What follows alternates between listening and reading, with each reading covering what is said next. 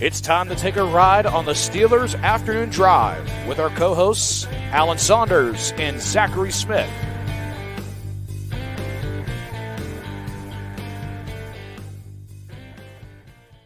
Welcome into another episode of Steelers Afternoon Drive. I'm Zachary Smith. That is Alan Saunders. Alan, how are we doing? Doing good. Had a pretty busy day today. Lots of news.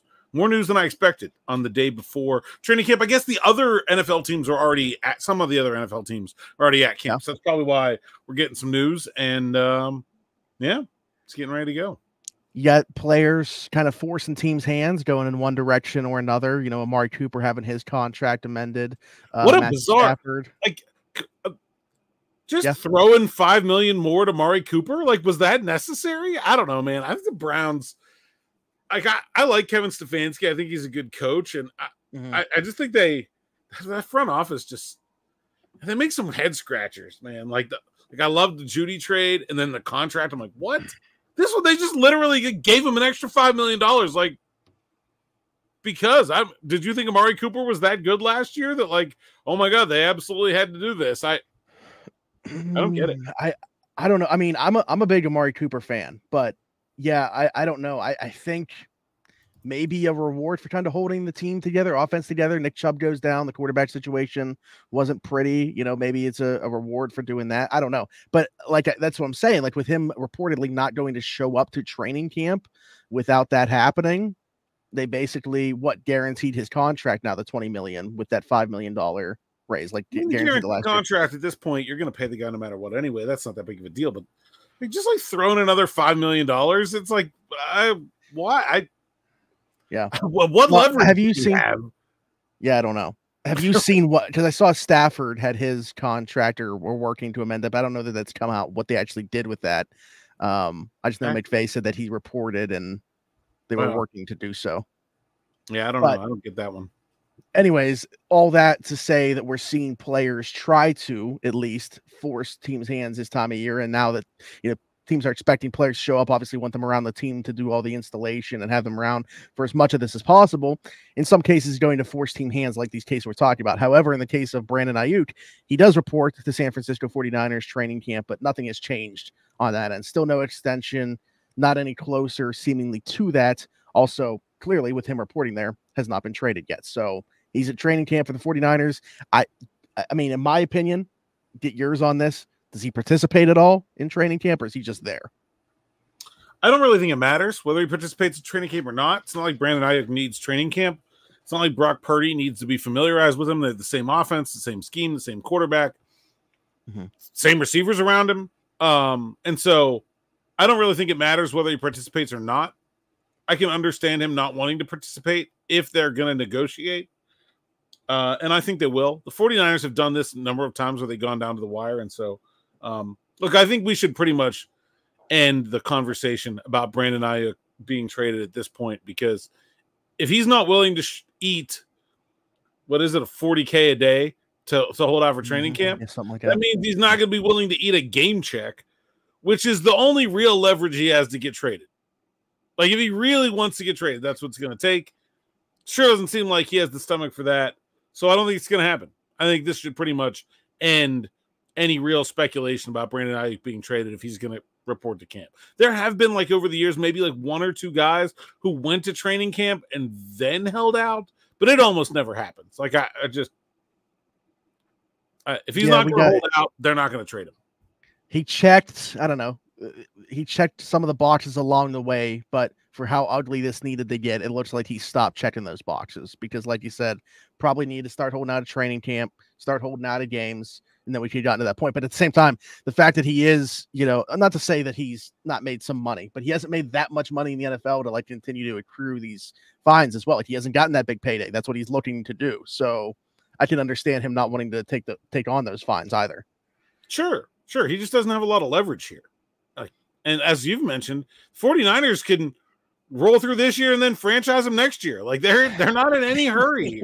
Which I said, not for his side, because I'm on the player's side here, but man, would it be just from a drama perspective and just seeing how ugly it can get.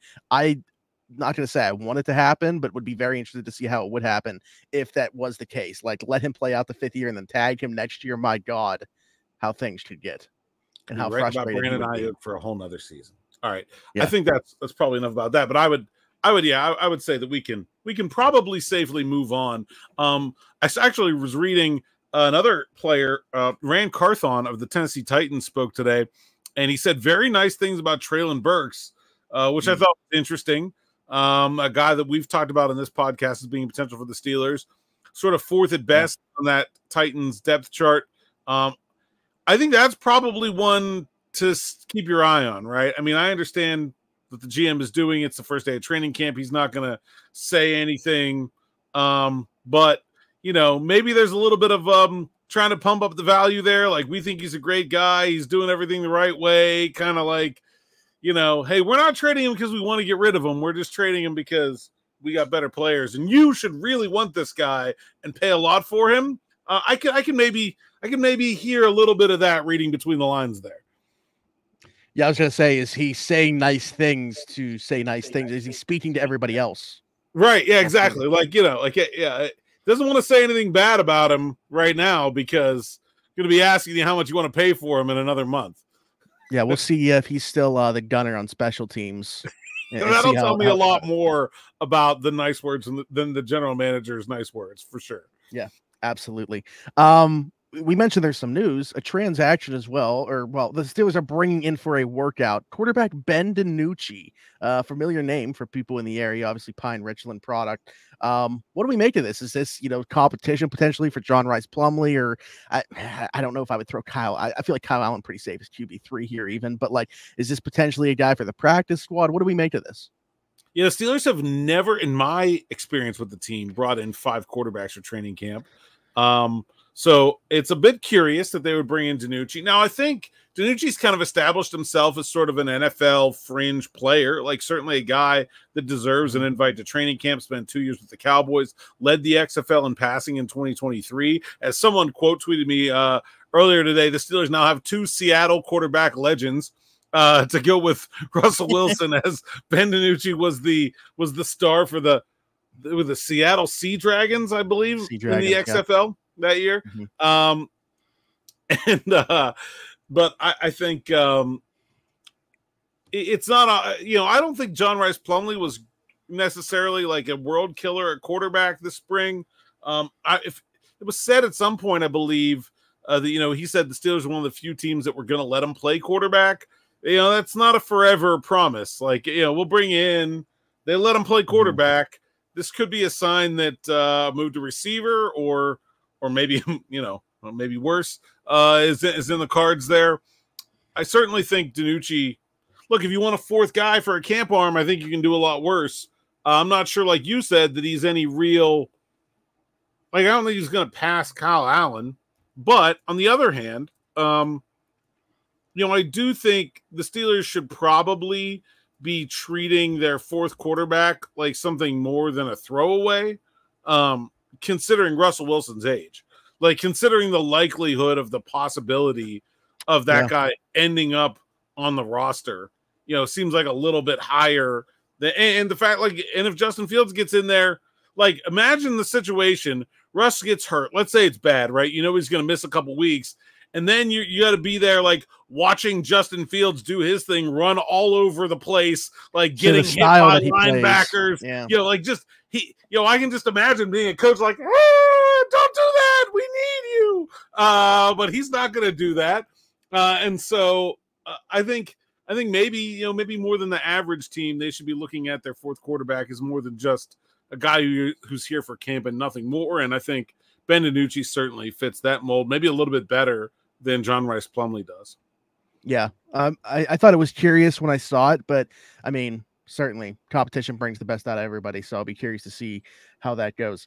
And then the last thing here before we get into what I would say our main topic, the main course, some discussion about an 18-game schedule. Alan, I feel like something that we know is going to come down the pipeline eventually. Odd number of games just seems weird to me anyways. So once we went to 17, I thought it was only a matter of time till we get to 18.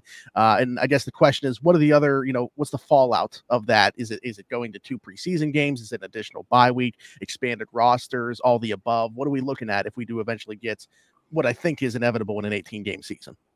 Yeah, I think it's absolutely happening. at some point. 17, like you said, just never really seemed to make a lot of sense. I think 18 makes more sense just from a scheduling standpoint and an evenness standpoint.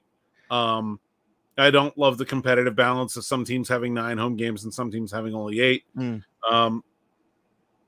And I think the league wants it. And I'll be honest, like, I know a lot of fans that are season ticket holders, especially in places like Pittsburgh, where the season ticket holder base is like a significant percentage of the capacity of the stadium, that hate preseason games. They hate the fact that they're paying full price for a preseason game that doesn't mean anything. You're going to watch a bunch of guys that are barely going to be on the roster.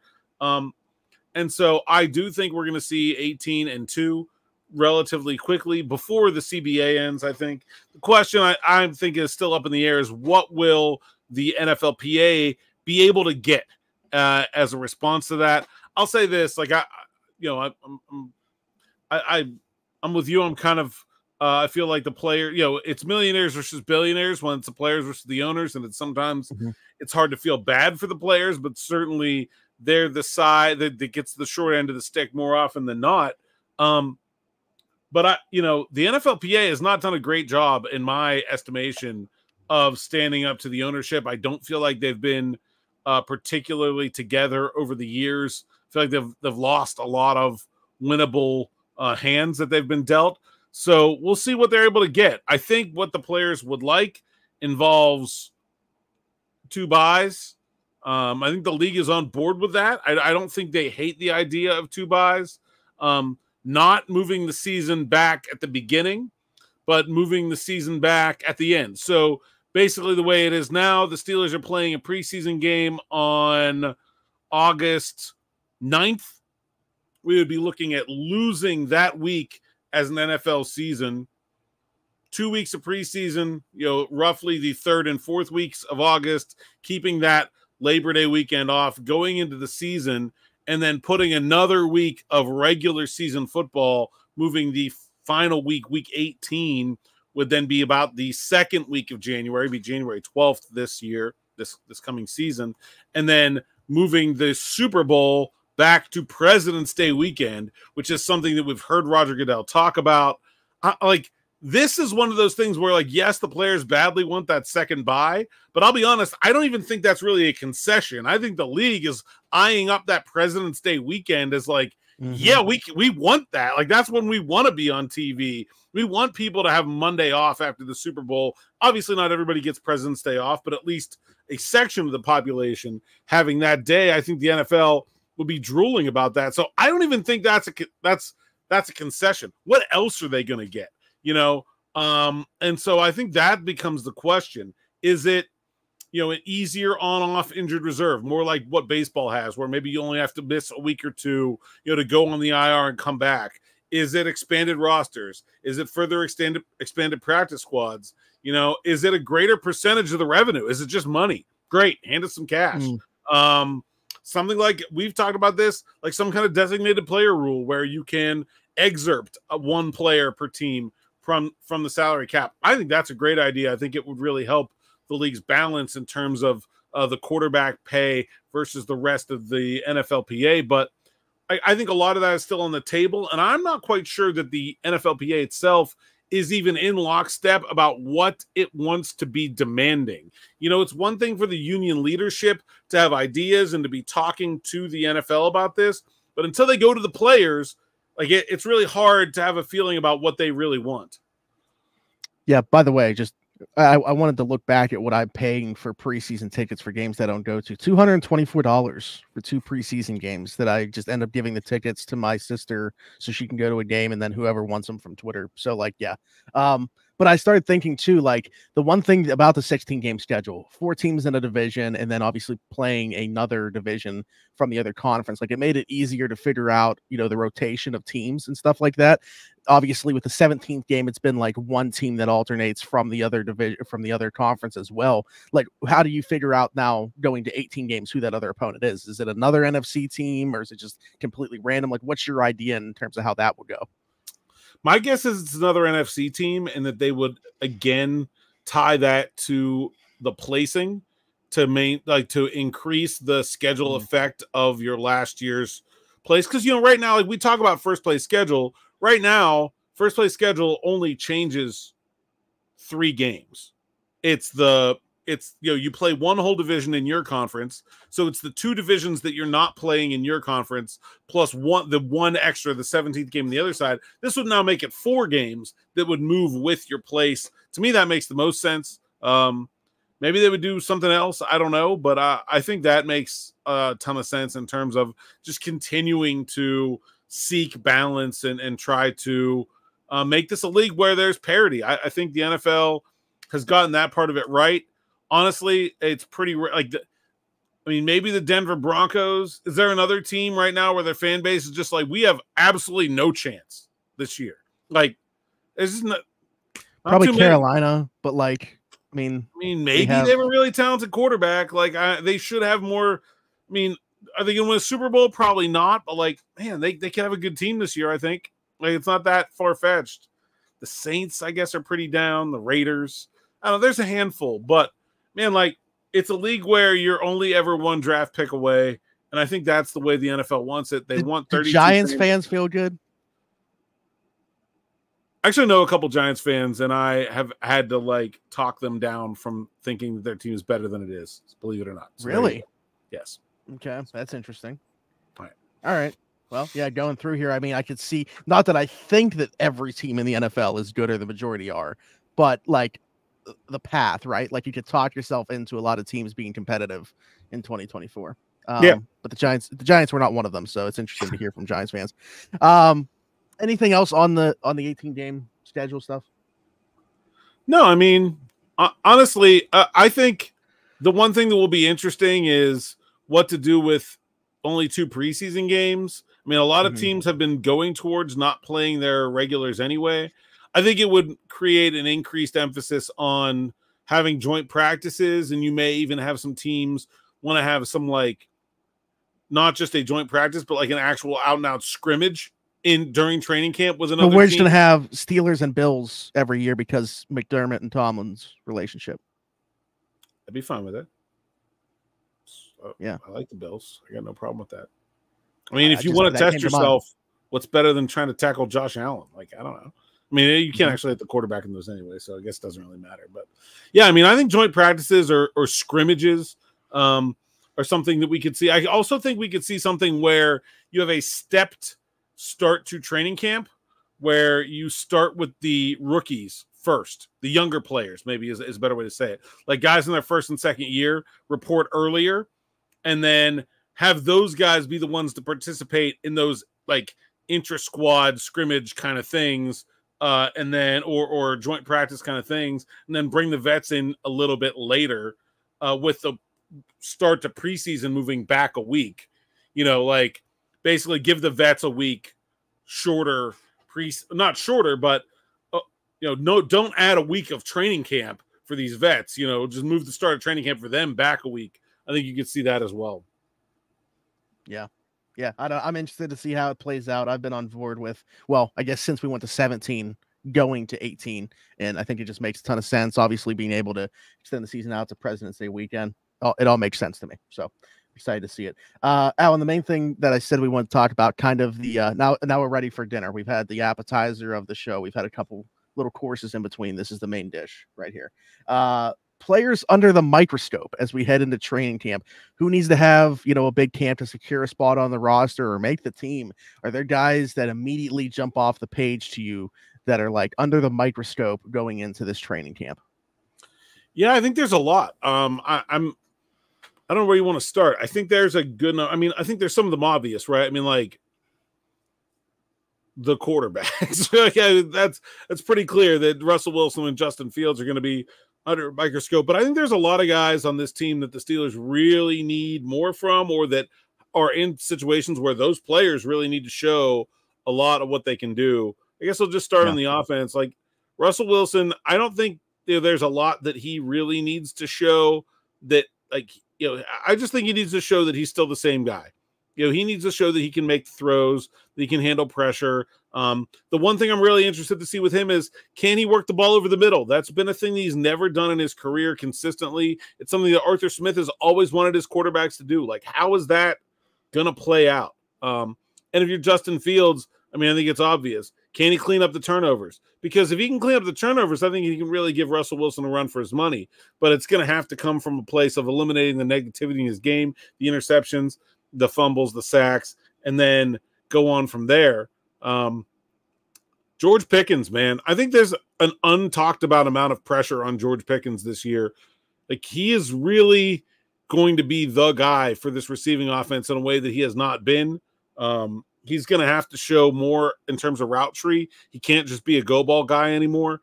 And he's going to have to figure out how he can deal with being double covered, taking other teams' top cornerbacks every game, and dealing with the frustration of, hey, it's a new offense. They're going to run the ball a lot. They might have a hard time getting him open and all that. I think George, he has a lot to prove this year. I really think so. This is a big training camp for him. And then obviously you got the two rookies on the offensive line, and they're going to be battling for jobs and whether they can get them. We talked a lot about those guys yesterday when we talked about the starting jobs, but I think there's there's a number of guys on that offense, and the whole wide receiver too, conversation we had yesterday also, you can include all those guys. But I really think if you don't talk about guys under the microscope, those three guys on offense, the two quarterbacks, George Pickens, I think really they have a lot to show. And then I think the last one is Pat Freiermuth. He's here. He's got his role. He doesn't have anything to prove in that regard, but this team does not have a second wide receiver right now. Can he be, obviously he's not going to play wide receiver, but can he be that guy in terms of that level of targets to get this offense through and take some of that pressure off George Pickens? I think this is a big unanswered question right now. Yeah. Absolutely. So for me, 100%. That's where those storylines are going to go. That's where people's eyes are going to be in the headlines. I almost look at this like guys more so on the bubble, they're under the microscope because they need to have that type of training camp to make this team. And I think a lot of those guys for me are on defense. We've talked about the defensive line battle, like the Marvin Leal. I think he's going to be under a microscope for sure. And I don't know. Isaiah Loudermilk ahead of him right now, but can he push him for that job? Would you be able to throw him into that same group just because of that? On a different token, as I'm just kind of looking at the defense and going back here, not even talking about not even trying to make a joke out of this, not literally under a microscope right now, but Cole Holcomb, obviously his health, right? We got to know what's going on there. I would be, how quickly into Tomlin's first availability does he get asked about Cole Holcomb at training camp, do you think? First day. Should be, anyway. If it's not what do you think will be actually, let's make that prediction right now, and then you can report back and let me know what it was. What do you think is the first question that is going to be asked? Well, he usually makes some kind of opening statement, and he usually tells us if anyone was unable to complete. So Tomlin doesn't talk until after they've run for the first time. So the first question is usually something like, is everyone who's here, who's supposed to be here? And did everyone report? And did everyone run, or are you putting anyone on the PUP list? That's kind of generally the first question at training camp. Okay. All right. So I guess a question could come just based off what his opening statement is and change what you would think it would be. Cam Hayward, even, coming back from an injury absolutely. Last season. Yeah, I think what does he look like? And I think there are a number of guys, like Corey Trice is a guy that he's cornerback 3 right now. He's coming off the injury. What's he look like? How's he able to can he get back to that form? A couple other guys, you talk about guys on the bubble of the roster that I think have some pressure on them. Connor Hayward, I think, is a guy that probably needs to prove that he maybe not necessarily get that roster spot, but they brought in Michael Pruitt. Those two guys do a lot of the same things. Pruitt's a veteran who's been here, who's been with Arthur Smith. Can he kind of keep that job that he's had? I think that's an interesting one. Mark Robinson, man, I think the addition of Tyler Matakevich certainly puts Mark Robb on the roster bubble. I think probably for me right now off the wrong side of the roster bubble as a guy that has a lot of work to do to find his way onto the 53 right now, but we shall see. And then, another like those number 4 outside linebacker guys we talked about, Jeremiah Moon. Like that's a pretty open competition there. David Perales, Kyron Johnson, those kind of guys. If somebody there can make some moves, they can certainly win a job. I think that's definitely a place that I'm going to be watching closely. And I think that's, the other ones I think are kind of more obvious. Like you want to see the rookies. Everybody always wants to see the rookies. That's kind of natural for rookies to be under a microscope. So I don't think that's really unusual. But how about Dan Moore? I mean, this is a guy that, we talked about the young guys on that line. I think Dan Moore is very interesting. He may be the one guy who is like competing for a job that isn't here. Like if he can go out there and be really good, but maybe not quite as good as the other two, Steelers could trade him. I don't know. It's interesting. There's a lot of like we talked yesterday about the starting jobs that are up for grabs. Obviously, Moore's a part of that. But I think beyond that, there's a lot of real drama here to figure out between now and the end of training camp. Kind of in that same breath, because you mentioned everybody's just going to be intrigued to see rookies, obviously, regardless. But Peyton Wilson specifically, because right now they were talking about him competing for the spot as a dime linebacker. Like, is that going to be the case first snap that we see the defense in dime? Is he the dime linebacker? Because we talked yesterday about, rookies young players having to earn their stripes, obviously, and they'll start with veterans ahead of them. I mean, that would be a heck of a statement if immediately the first time they go into dime, it's Peyton Wilson as a starting dime linebacker. Yeah, I mean, I think starting in dime linebacker is honestly like a big role for him. Like that's a tough job, and I think he has the skills to do it. But I think that's a pretty aggressive positioning from the Steelers to begin with. I wouldn't expect a lot more than that right away. We'll see how healthy Cole Holcomb is too. Like that's a big question mark here. If Holcomb isn't good to go, Landon Roberts does not need a whole lot of training camp time. So I think you're going to end up if Cole Holcomb is limited, you're going to end up seeing a lot of Peyton Wilson with the first team kind of by default, like whether they wanted that or not. And so I think you're going to get a lot of looking at him. I don't know in terms of a role how much he's going to be able to carve out for himself right away. I think he's a player to be excited about. I just think, we'll see how it goes in terms of what he's able to do and how quickly. But I think he's a guy that you could see starting with that dime role and then maybe expanding beyond that. But I think probably has more to do with the veteran guys around him and how they play. Well, I'm just excited that we're even going to get to see E-Rob at training camp because we haven't gotten to see him yet. It was a Landon, obviously, up until this point. So actually to have E-Rob show up at training camp, I'm very excited about. But how about Roman Wilson, too? Just because, you've noted and everybody else that was kind of around the team this spring noted that he was struggling a bit early on. Now, that's not out of, question, obviously, for rookies. You said you would have said the same thing about Joey Porter Jr. going back to last year. Not to say that Roman Wilson's all of a sudden going to be the wide receiver equivalent of Joey Porter Jr. now that we hit training camp and go into the regular season. But to me, I'm going to be looking at him to see what type of jump he has taken from the spring to the summer. Yeah, I think he's a guy that could be a lot better in training camp setting than he was in OTAs. I think his physicality, his what's his mantra there? No block, no rock. I think he's a guy that could hit some people, that could kind of get himself into the game that way. He certainly needs to grow as a receiver, but I think that's a player that has a lot of potential still, and we'll see how far he's able to come over the next month and a half. I think he's certainly still someone to be excited about. But yeah, a player with a big microscope and on him, and I think all the rookies certainly, but maybe I think Troy Fautanu and Zach Frazier, we talked yesterday about how those guys, you can't really do anything in OTAs when you're an offensive lineman. Peyton Wilson, yeah, we saw the coverage, but he's not hitting anybody. I think Roman Wilson is maybe the one guy that rookie class where you've seen some stuff and it hasn't all been good. But again, like I said a lot of those same things about Joey Porter Jr. at this time last year. We all know how that turned out. I'm not saying that he's not going to be good. I just think that he certainly would like to have been better so far this spring. And I think he's going to be highly motivated to come show it come training camp. I feel like, and the last thing I want to bring up, just because I feel like we don't shine enough light on this group in general, but what about like the special teams? Like that's obviously we know Chris Boswell and Christian Kuntz, new punter, and Cam Johnston. What's he going to look like? How much of an upgrade are we looking at there compared to what we've had in Presley Harvin past few seasons? And then just in general with like the new kick return, kickoff roles, like what is that going to look like in that setting? How are those guys going to be preparing, and how different does that look in terms of the way that they are going through training camp in those settings?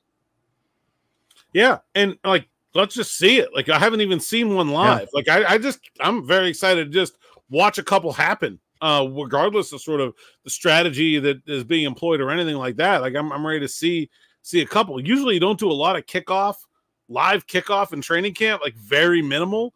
But I assume we're going to see some live kickoff this year. At least with them changing the role, though, they're going to have to get like you're going to have to do it live. I don't know if you're going to see Boz making any tackles. I don't know about that part of it, but I think live. Other than that. Yeah, I'm excited too. So we'll see on that. Anything else wanted to mention? No, I don't think so. Okay. Tomorrow at St. Vincent. Tomorrow at what's do we know what the backdrop will be? Because last year we had like the field behind us. So who knows? I believe that was the softball field I was on last year. Yeah, we could see idea.